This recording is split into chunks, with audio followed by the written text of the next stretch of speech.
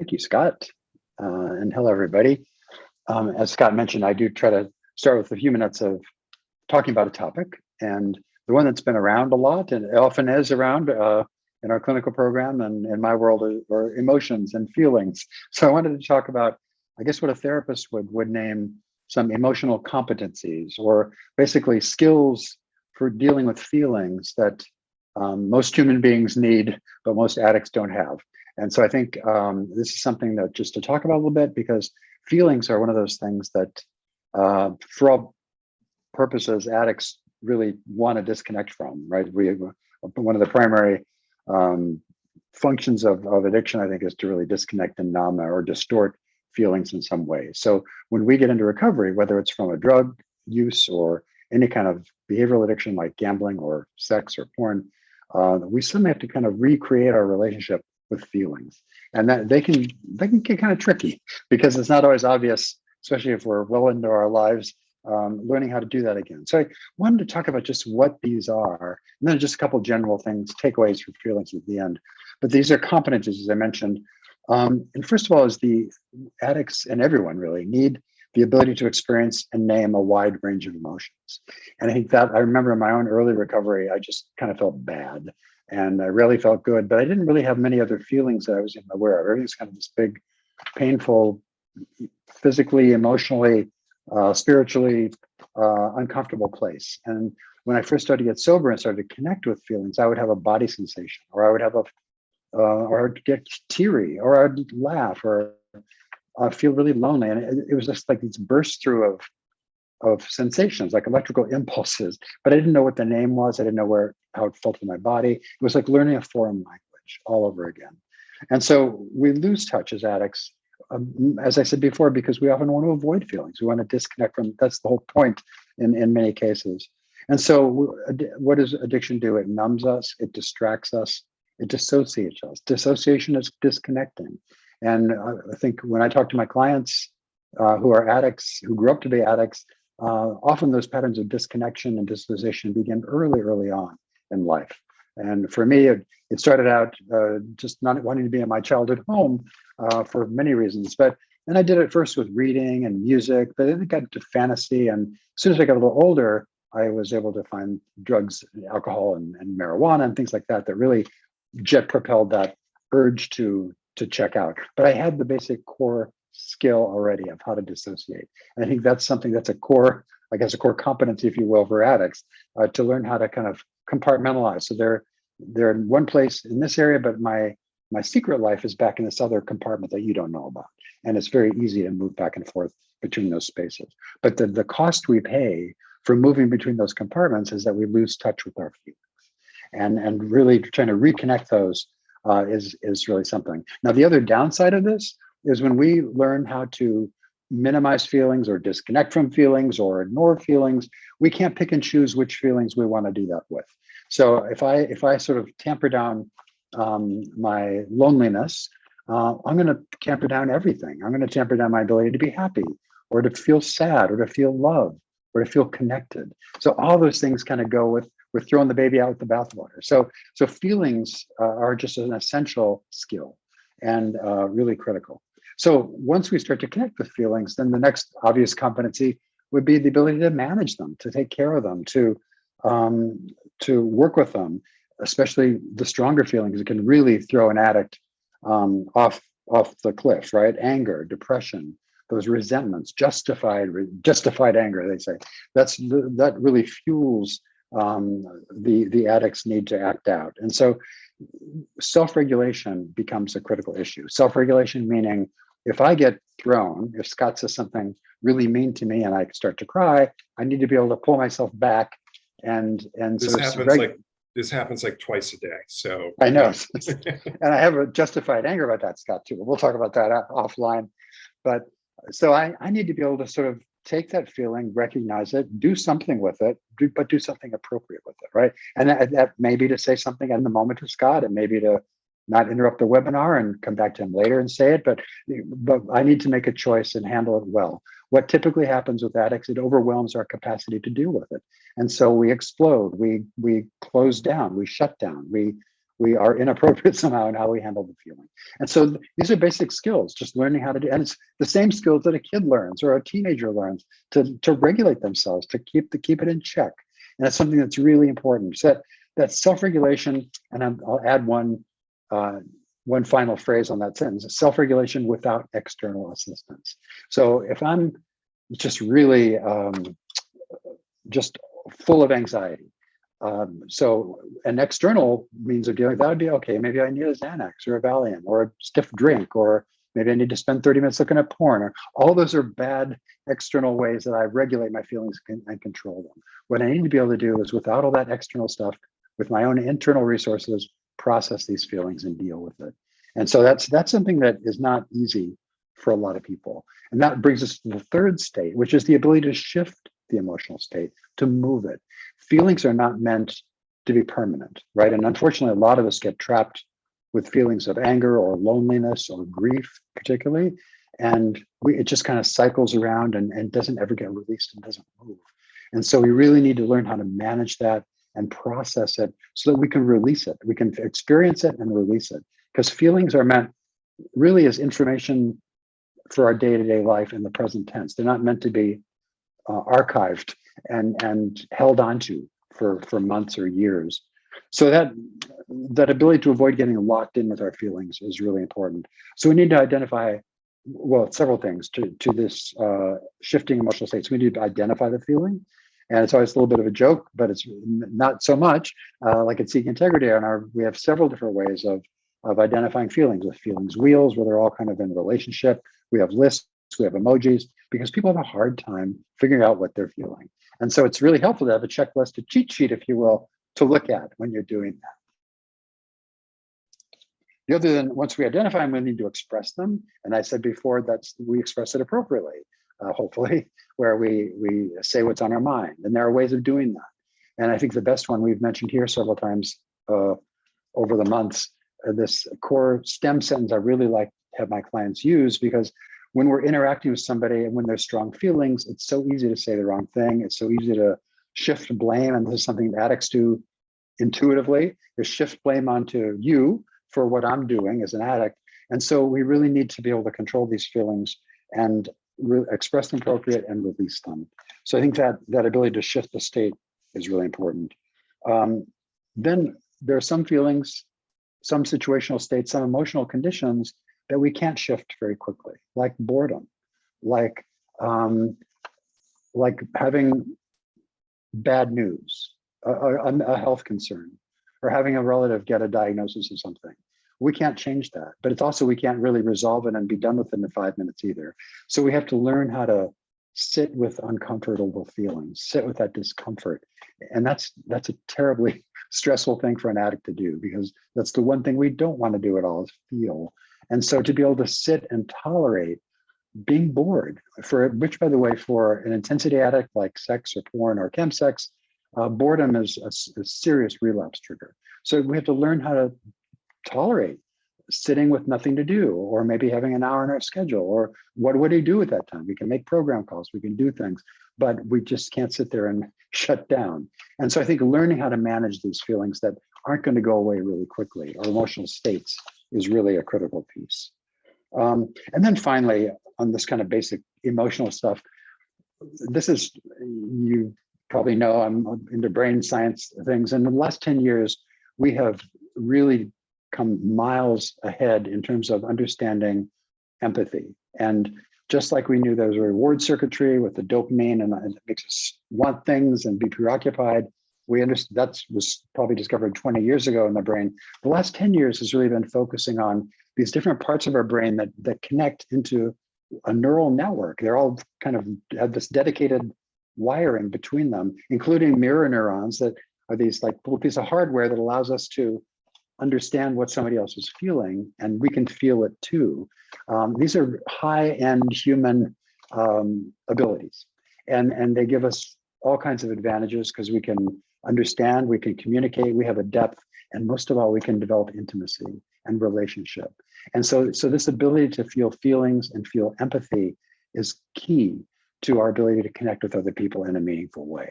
And one of the great tragedies, I think, of addiction, and particularly sex addiction, is that it just kills that empathy circuitry. It disconnects us from our ability to have compassion and empathy for someone else. Now, is that a permanent disconnect? No, unless you're, an antisocial personality disorder, people can basically have that back. Sometimes it's a hard skill to get back, but everybody can do it for the most part. And every sex addict, by the way, is very narcissistic. They have those tendencies. But given that, once they have that understanding, it's totally possible to relearn how to have empathy and how to have compassion.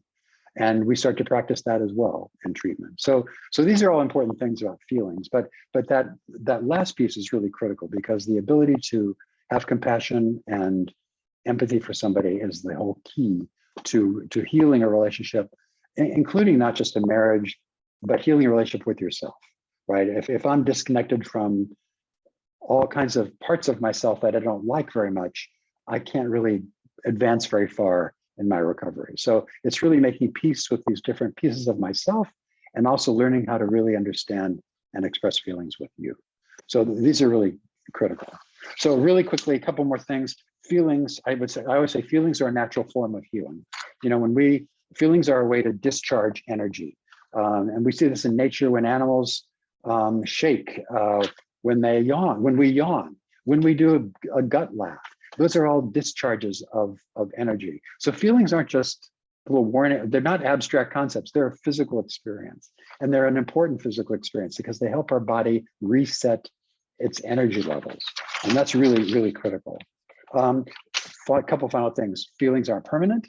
They're not meant to be permanent. As I mentioned, they're transient. And so we have to really work with that and not get really locked in. And finally, I'll say to everybody, you never have to justify your feelings. We don't choose a feeling. It's not, we don't run down a list like on a color wheel and pick, I'll take that one. Feelings arise from within us organically, and they're important sources of information. So we don't judge them. Sometimes they're not very pleasant feelings. Sometimes we wish we didn't have the feeling, but we really have to recognize it and understand it and then release it. It's not about anything except it is what it is. And so we don't ever say we have to justify how I'm feeling, okay? I was gonna mention a STEM sentence, I didn't. I wanna do that one more time because it's a great way when we get entangled with a hot situation. I love the STEM sentence because it explains, it connects your behavior to my emotion. So basically it's very simple. It's when you do X, Y, Z, it makes me feel ABC. So, and it's just a statement of fact. It's not a you. It's not a blame. It's like saying, when you did that, it made me feel this way, and it hurt, or it made me happy, or whatever. So that's a really quick primer on feelings, but I think I'll stop there. Thank you. Thank you, David. Yeah, thank you for hitting the STEM sentence. I was going to be like, you can give us the STEM sentence. I know, I got distracted. You promised it and then just woof. I know. So everybody type your questions into the Q&A. It can be about feelings or anything else to do with addiction and recovery. We are well-versed in pretty much all of it. So I do have some questions for you, David, and I'm just going to take them in order. As I said, type your questions in because I can fill a whole hour with mine probably, and nobody wants that. Feelings are always telling us something that we need to know. Is that correct? Basically, yes. They're a source of information to tell us about danger, to tell us about some other important piece of data about what's in our environment. Yeah. Yeah. So, I mean, I think a lot of people can easily understand, like, if I'm having a bad feeling, an unpleasant feeling, that I need to do something, the feeling is telling me I need to take some kind of action to feel safe, or, to feel less depressed, or whatever. I think a lot of people don't understand that good feelings are also feeding us information. Like if I'm having a gut laugh, it's the information is I need more of this. I enjoy this. I enjoy these people I'm with, or whatever. Right. So yeah. So like that gut laugh, for example, is a real example of our body physically releasing attention, right? And it lets it out, and I think everybody who has done that has felt the physiological relief. You feel good, you feel relaxed, and there's no stress in your body. It feels great.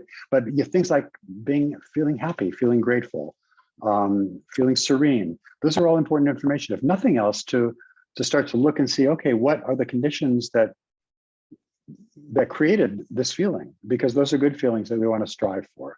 And so I think a lot of times, for example, with the happiness, if in early recovery, especially if we're feeling good, if we're having a great day, and that may be a rare thing early in recovery, we haven't had that in a while, it's really important to notice that and to say, okay, what's going on here?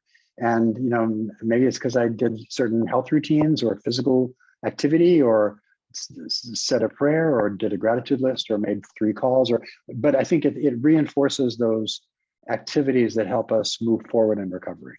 And I think the measure of those are positive feelings, like gratitude or happiness or serenity, or there's a number of them. Yeah, so let's go back. I have a couple questions about laughing. So when you say a gut laugh releases tension, in a lot of ways that sounds counterintuitive, but if you watch most comedians, they create tension, they create discomfort, and then they give you a punchline that makes it okay. And I think that's why, their shows work. I mean, the best comedians are, like Lenny Bruce. I mean, Lenny Bruce created a lot of tension in his shows, but absolutely, yeah, would give you the payoff. So yeah, but laughing can also be, and I think you certainly see this at the center and in other work you do, laughing can be a defense mechanism. totally. Can you talk about where that comes from, what that looks like, and how to interpret that? Yeah, that's a great point, because mixed up in this and complicating it are the fact that a lot of emotional expression can be intended for other purposes, right? It can be intended to distract people around us, to take the attention off us, to diffuse a situation. So I think, but laughter especially, when people are nervous, very often they laugh. Sometimes people will say something, even a very angry statement, and smile afterwards. So I think it's important, and therapists are trained to do this, but it's important for everybody to see it as what the word we use is congruence. If it does, the content and the emotional expression and the overall meaning all line up. Because if this is a really uncomfortable situation, everybody else in the room is cringing, and that person is laughing, then it's clear that laughter is a defense, and most often against shame, by the way. There's a lot of different, and there's another area of interesting research. Human beings are kind of wired to have these hardwired defenses against shame. And they include looking down, they include blushing, they include laughter, nervous laughter. And so it's kind of our way of defending. So this is as part of that, as far as anybody's journey and discovering their own kind of unique constellation of feelings and how they express them and how they're wired, if you will. I think it's important to understand, okay, which of these feelings are my defenses against something? Because that laughter can be really interpreted, it can mean 2 things, right? Or more, frankly. But I think being able to discern the difference between this is a defense versus I'm really, that was so funny, it made me happy. 2 different things totally. Yeah, I mean, I remember early therapy for me, at least once a session, my therapist would pause and go, "Why are you laughing? That is not funny. There's nothing funny about that. Why are you laughing?" And I just couldn't figure out why I was laughing. And it was because I was so ashamed and so uncomfortable. And, yeah. I think laughter, again, is this release of tension. And it was, me physically trying to release some tension and pain, I think, maybe. I don't know. Yeah. So, but yeah, it was just completely incongruent with what was happening. Type some questions into the Q&A. We've got one in there. I've got a couple more quick ones for you, David, and then we'll jump into the Q&A. Okay. So you talked about self-regulating appropriately. And these are skills that we learn as kids and teens, usually, except Usually. some of us don't. And Right. why do some of us learn these skills and some of us not. And sometimes growing up in the same household, some of us learn the skills and some of us don't. Although usually I think in the same household, if nobody's learning them, nobody's learning them. But do we learn skills, or are they innate? Where do they come from? Yeah, I'll just say before I answer the question, it's very common to have siblings have very different experiences of their childhood, right? Especially if there's a couple of years between them. You can have almost like you grew up in a different house sometimes.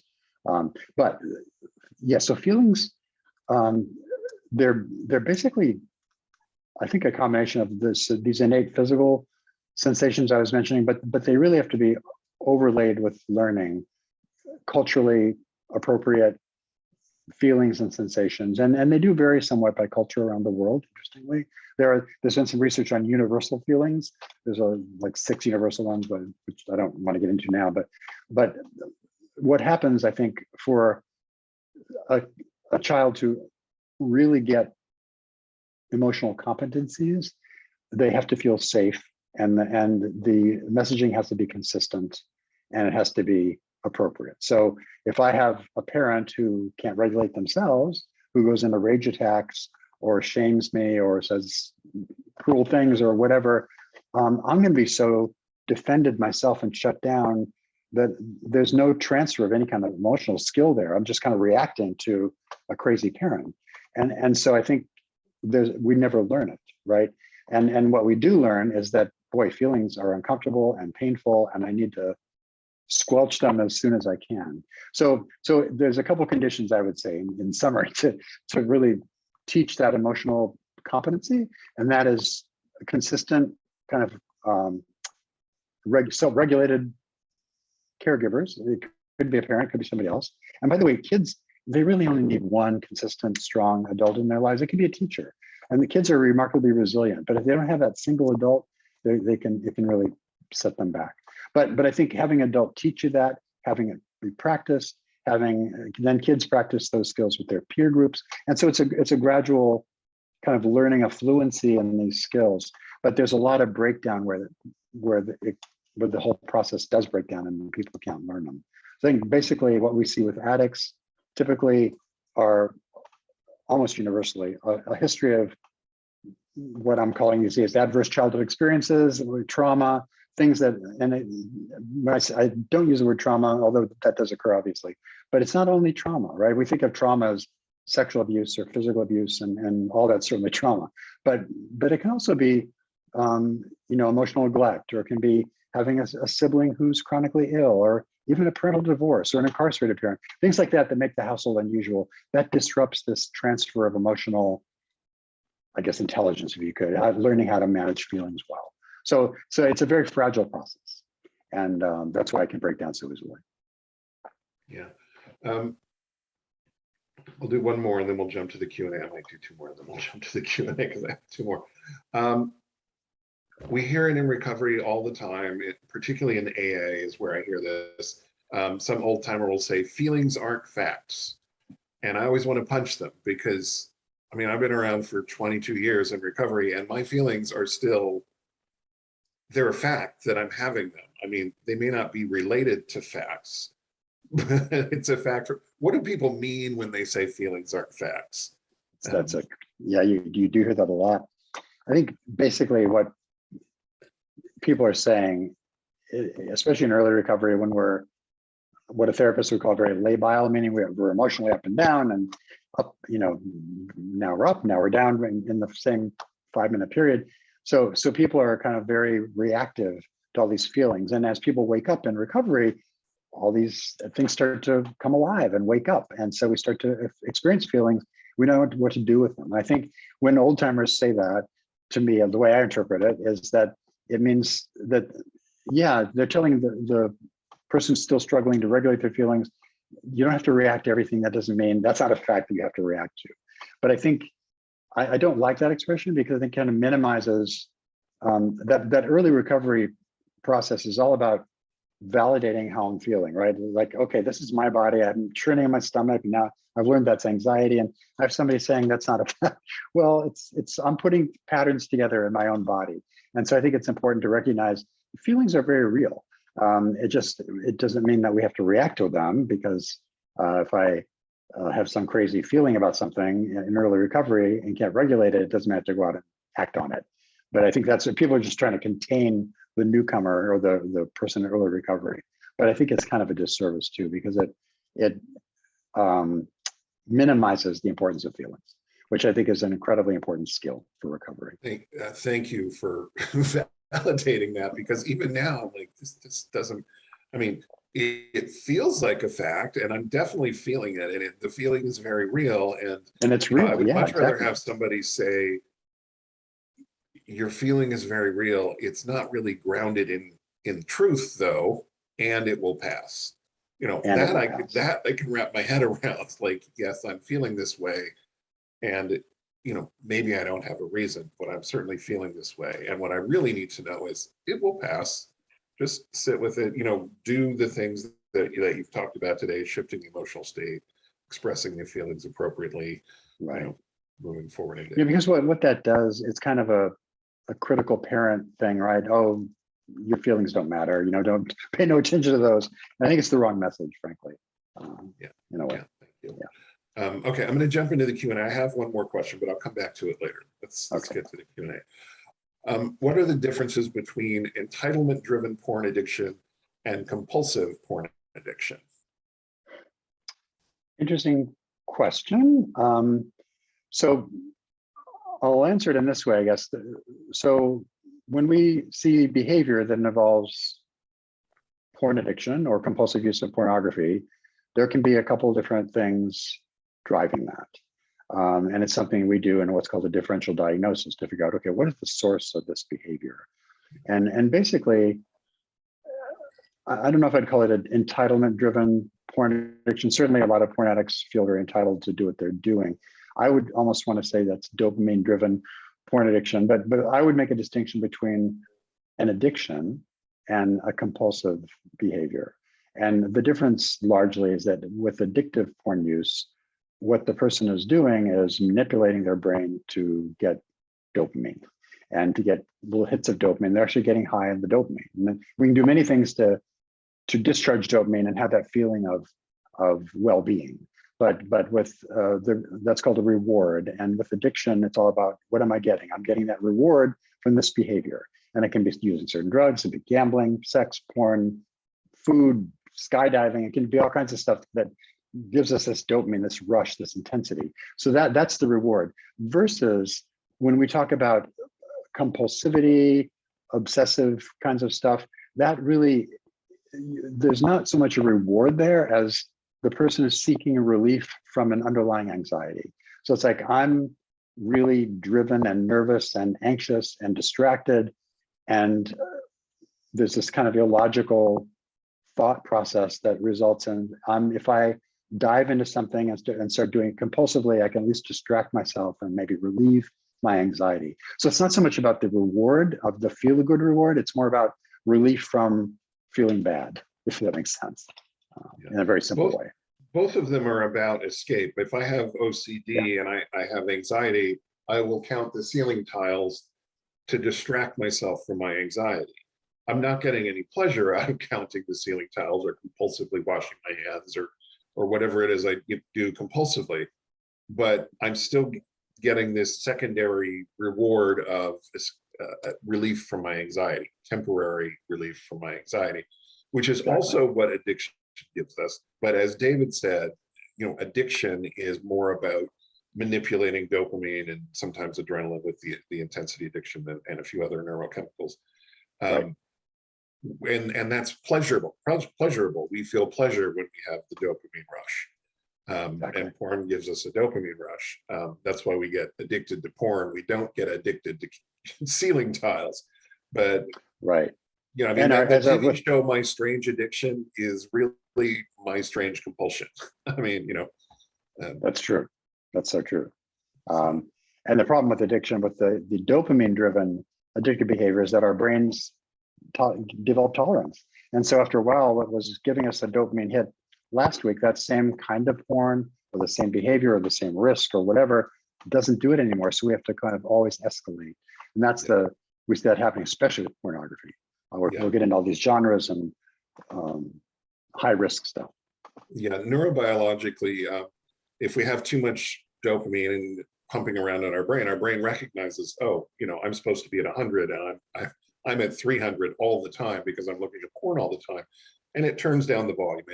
It reduces the number of neurons that release and receive dopamine. Exactly. Because we're getting too much pleasure. The problem is, as David talked about earlier, it turns down the volume on everything. So chocolate cake starts to taste like cardboard, and all of our feelings get dampened. And that's why when addicts come into recovery, we haven't felt anything for a very long time, and that's why we need a feelings wheel or an emojis chart or whatever, because we've turned it off. Can we? Oh, go ahead, David. Sorry. I was just going to say, because I don't mention this a lot here. I do talk about with our clients a lot about it, but this process you're describing, where once we get these dopamine-driven addictions, the brain compensates by what's called dopamine downregulation. It actually, the brain kills off its own dopamine system, so it doesn't have as much dopamine kind of sloshing around the brain. And that's great. Your brain is actually adapting to this high intensity addictive behavior. But when people get into recovery, suddenly all that noise gets turned off. It gets quiet. But our brain is already adapted to this it's used to the noise.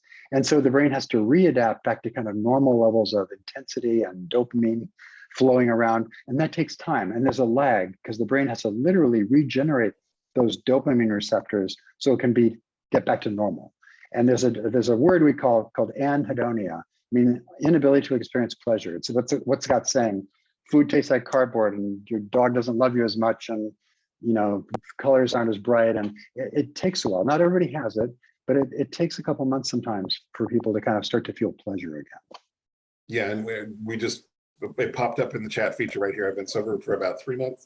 I'm very grateful and content. Life is good, but I do not experience joy or enthusiasm. Perfect. And I didn't really experience joy in years prior. Of course you didn't, because the volume was turned down. My feelings seem very muted. Does joy ever come back? How long does it take? I love that question. And, yes, it does. The thing is, it's variable, and it depends on what we've done to our brains. So if I've used amphetamines and sex and porn, especially meth, it's much more highly toxic. So it takes longer. We know from National Institute of Drug Abuse research, the brain of a meth addict takes 24 months to get those dopamine systems back in place. Sex and porn addicts don't take anywhere near that long. But it usually, in my experience, a couple months, 3 months, and you're starting to feel normal. If we did a scan of your brain, I could probably still tell there's something weird there, but the brain does workaround, so you don't really feel it. Now, there's a couple things. It is highly individual, but we know that the younger you are, the quicker those dopamine, they're called transporters, regenerate. And so youth has an advantage there, but other people are just highly variable. And the one thing we know that helps, and I hesitate to say this, but exercise helps, because it throws off certain amino acids or proteins that are the building blocks of that dopamine system. And I'm hesitant about that because intensity addicts often can just transfer addictions, and suddenly, well, Dr. Fawcett said exercise is a good thing, so let me go to the gym 8 hours a day. So now I'm going to run ultra marathons. Exactly. Now. So just everything in moderation, but exercise is a good thing. Yeah, there's neuroscientists, they call exercise miracle grow for the brain. It helps with stroke victims. It definitely helps the brain regenerate after addiction, after grief. Exercise helps. I mean, tons of studies about exercise and the benefits, the up here benefits, not just the whole body benefits. I want to go back to the first question, because entitlement-driven porn addiction. I don't think entitlement drives porn addiction. I think entitlement is how we justify it. It's part of our denial. I'm entitled to do, I work so hard and nobody appreciates me. I deserve to look at porn. I mean, it's part of our denial. I don't think it drives the addiction itself. I think shame and other underlying issues drive the addiction. Yeah. But entitlement is part of our justification and our denial. That's why I kind of call that addictive or dopamine driven porn addiction or whatever, just to make that contrast. Shame. I say shame. I say addictions are shame driven. David will say they're dopamine driven. we're just talking about different steps in the process. Shame is Totally. what we want to escape. Shame, stress, anxiety, depression, all these things that I don't want to feel. And then I will manipulate my dopamine system as a way of escaping. Or I'll count ceiling tiles, which is doing nothing for my dopamine, but I'm still escaping. Right. Right. So I am dealing better with shame at the moment, but I cannot handle what I have done to my wife. We are getting divorced, and I would like to express how sorry I am to her, but I cannot find a way to express myself properly. Any suggestions? Right. This is hard. I think we always talk about the recovery journey of any couple affected by sex addiction and porn addiction. You know, each member of that couple has their own journey and at their own pace and their own time frame. And I know this is ending in divorce, so it's not the healing that you were looking for your marriage. But I guess all I can say is that your wife is on her own journey right now. She's going through her stuff. She's going through her process. And I think the best suggestion I can make, and it's, well, the suggestion would be to allow her to have her process and to go through what she needs to go through. And that may not involve having a lot of contact with you right now, right? She has to maybe go through her own stuff, get her own support, work through her grief, her issues. And then I think down the road, hopefully there'll be an opportunity to at least have a more pleasant kind of interchange, because I know there's other family members there too that you share. So I think, I guess there's no easy answer for that, but I think what I sense typically, not you per se, but when there's these situations occur that I'm very upset, I'm full of shame, I want to resolve this because I'm uncomfortable with my feeling. And I guess what we've been saying tonight is, and this may be one of those cases where, I don't recommend you sit on shame because we like to release shame, but you may have to learn how to tolerate being sad, having grief about the divorce, having grief about what you've done. I mean, these are all long-term emotional processes that, and sometimes I think people want to like have that hard conversation and get it all done, even if it ends badly. I've expressed myself and the tension is kind of broken. But this tension, I think, probably will go on a while. It's going to be imperative for you to learn how to live with your internal feelings and release them. And what do you do with them? I'm not saying to sit on them. I'm saying use your program tools. You know, stay connected. Now you're doing a great job. I know who this is. You're doing a great job of staying connected and showing up. And I think that is the key, because what happens in our mindset is that we start to think, I am not only a terrible person and full of shame, but I'm all by myself.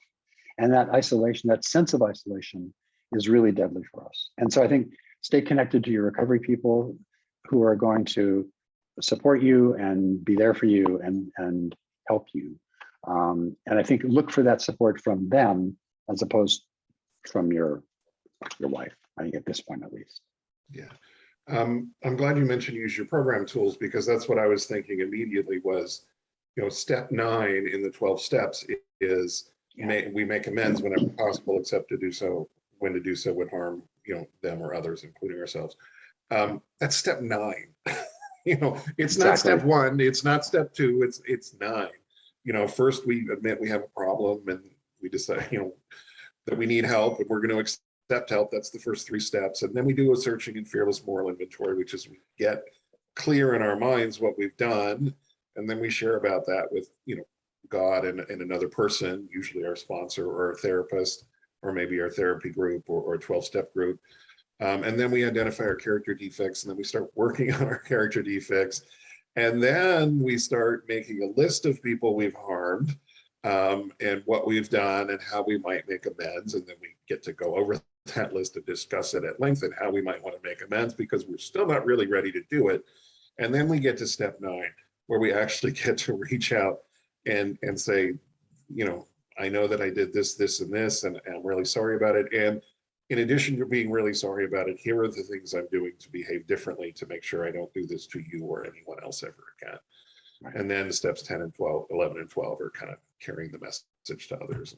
But it's all the way at step 9. I mean, we have usually been in recovery for quite a while before we're actually ready to make a proper amends.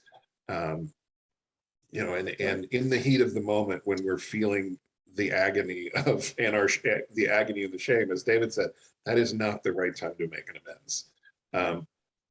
That's the right time to reach out to your support network, which I know you're doing. I know that this is too.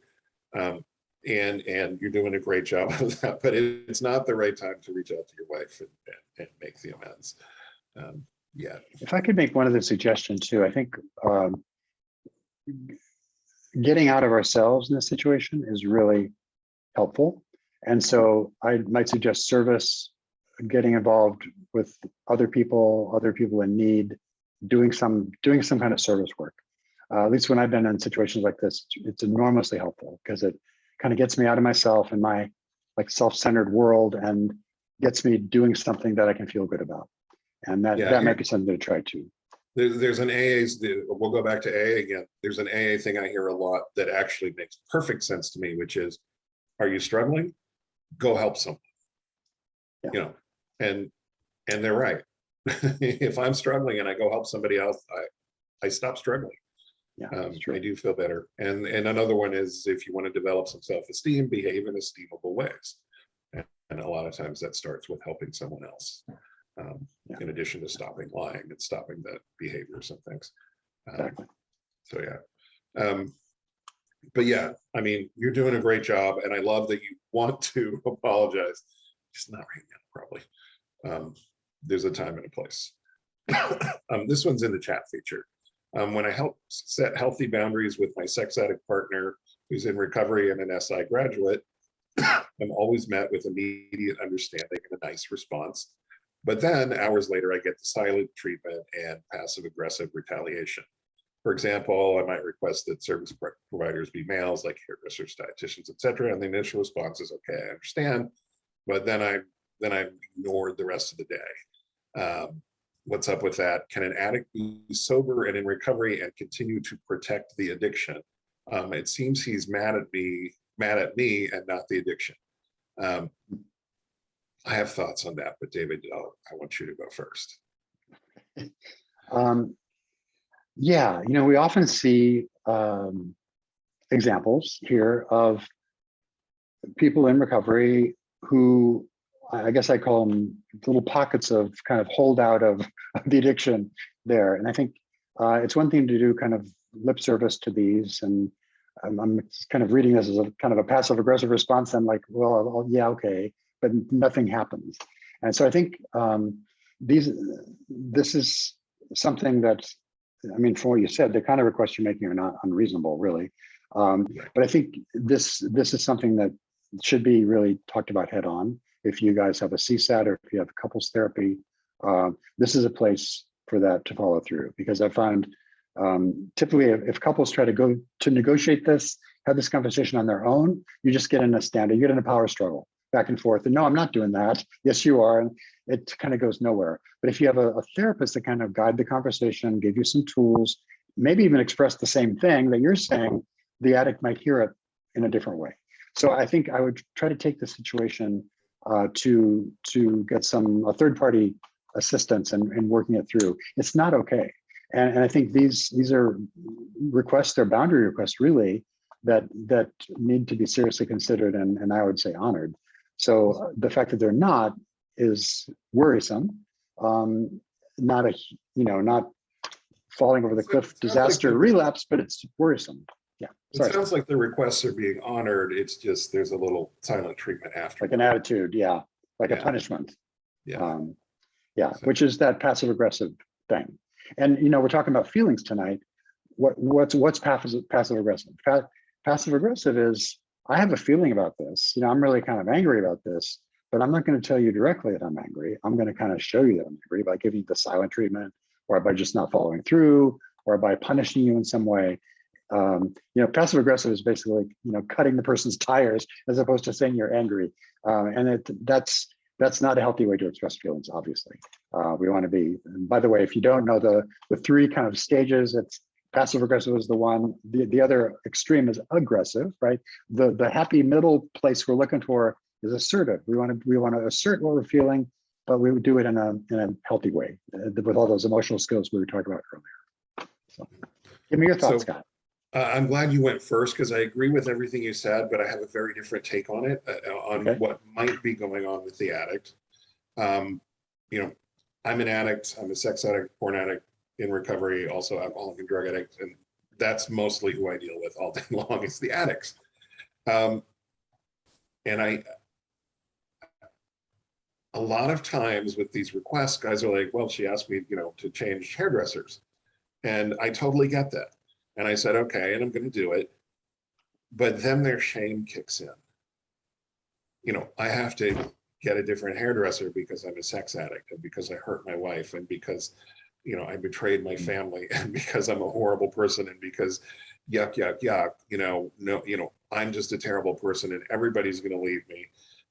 And the only way I can stay in a relationship is with all these rules. And it's not about the wife at this point. It's about the addict having really uncomfortable shame and pulling inward because of that. So maybe the silent treatment isn't the silent treatment at all. It's the addict really struggling with his own emotions.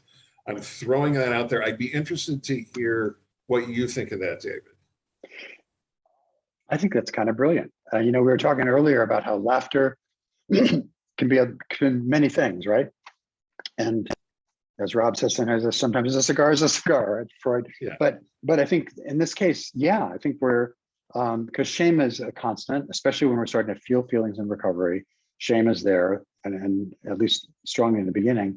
And so as a reaction to shame, that's I think a more sophisticated kind of interpretation and very, very possible for sure. And I think 9 times out of 10, when the betrayed partner brings something up and the cheating partner gets defensive, which happens 99 times out of 100, you have to. It's a skill to not be defensive. Right.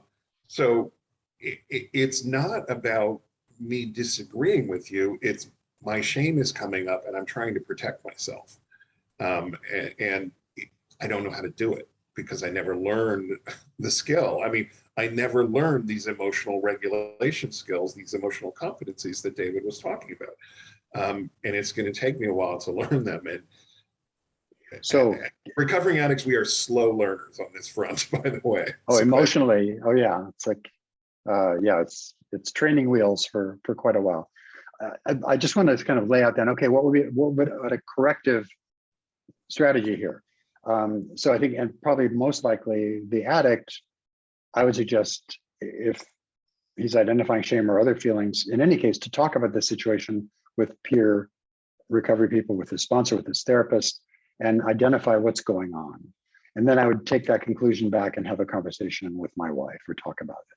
Now, ideally down the road, the addict can say, wow, I'm doing this, and I'm feeling shame. They can probably put it together. And in that case, share that with their wife directly, right? That I hear what you're saying, but I really feel like I'm getting shame here. But as typically in the process is that we have to work this out not with our spouse initially, but with our recovering friends, our therapist, our sponsor, just to get a handle on it.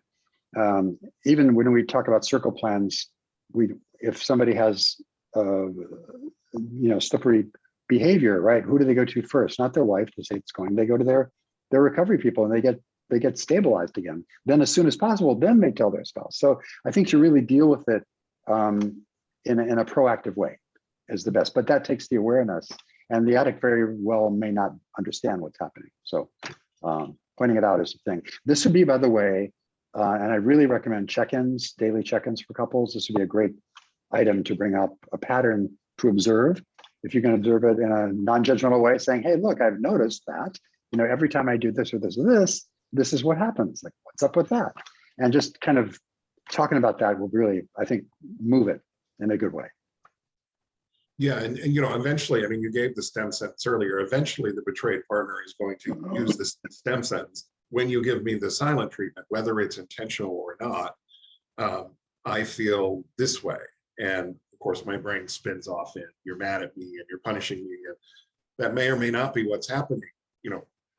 Can you clue me in here?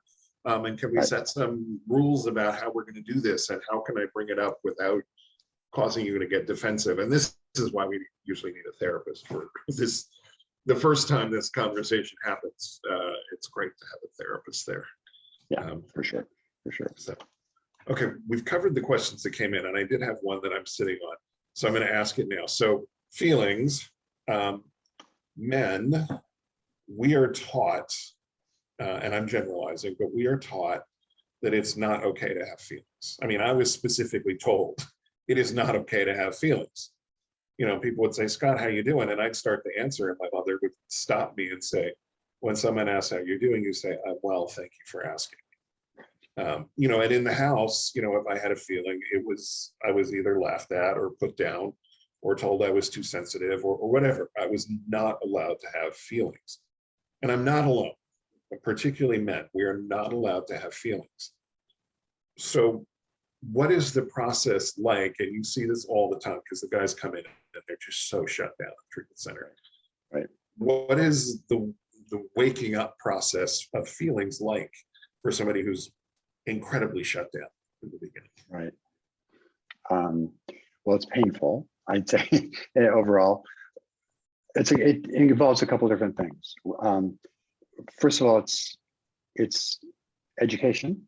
There's a couple of really powerful films we show to clients that look at masculinity and sort of man rules, if you will, and in our culture, and how men are taught to what it's like to be a man and what it's not, and how deeply ingrained that is, no matter what our ethnic or cultural background is. As Western men, right, Western European and American men, we're really enculturated in this way. So that's one thing, to teach that, and that seeing other videos really gives people information. But what's the critical piece? The information never is enough. What happens then is, in our group process, we start to share feelings. And you know, typically the first couple of days of a new group, people will hide out if they can. They won't share. They have all their defenses. They're like, you know, armored. And gradually, and I'd say we're pretty darn good at seeking integrity. With really fast, people start to open up, and I think that's the process. And it's not me as a therapist or teacher doing it. It's one client watching another client do the work. And so they may read an impact letter from their wife, or they may share something about their own childhood, and suddenly they see somebody else doing the work, the emotional work. And because of our mirror neurons they spoke about, we connect with that. I see my friend Joe over there across the room in the group is really suffering a lot of pain right now. And that just woke something up in me, because I feel that same pain for what I've done. And so gradually people start to learn by identification.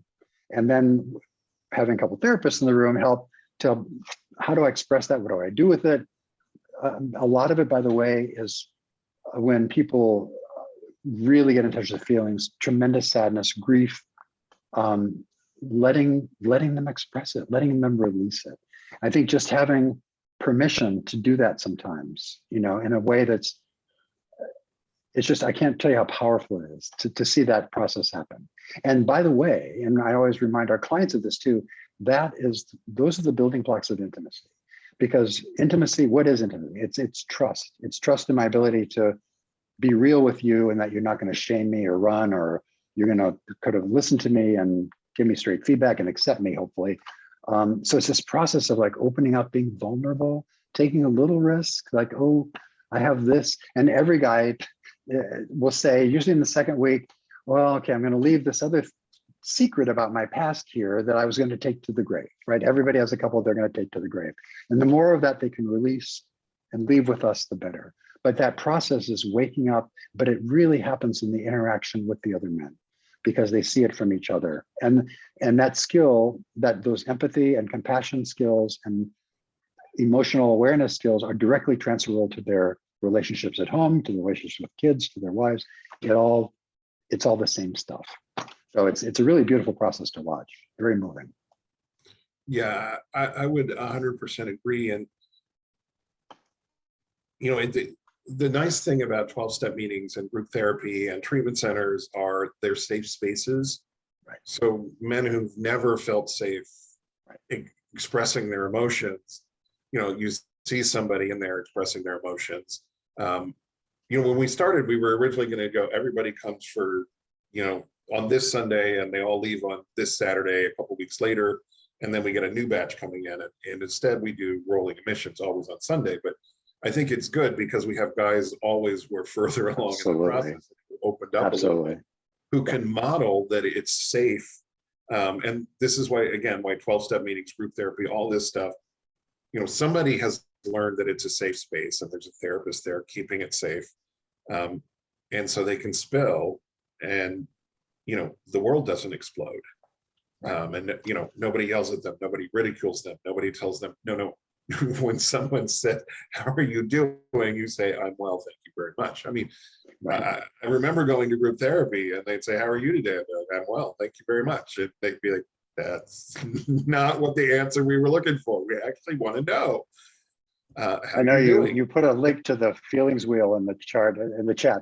There's a joke version I know you've seen for the avoidant personality with every one of those things is, I'm fine, thanks. How are you? I'm fine, thanks. Right. That's the standard canned answer that a lot of men rolls off their lips. Yeah, thank you for addressing that. Everybody, we're out of time. We're also out of questions. 2 weeks in a row, we have timed it properly. So thank you for being here. Come back next week, same time, same place. We'll be here. You'll be here on Wednesday, but not for I sure will. Not Tuesday. Okay. Yeah, I'll be here Wednesday. So we'll both be here next week. We'll see you then. Okay. Thanks, Scott. Good night, everybody.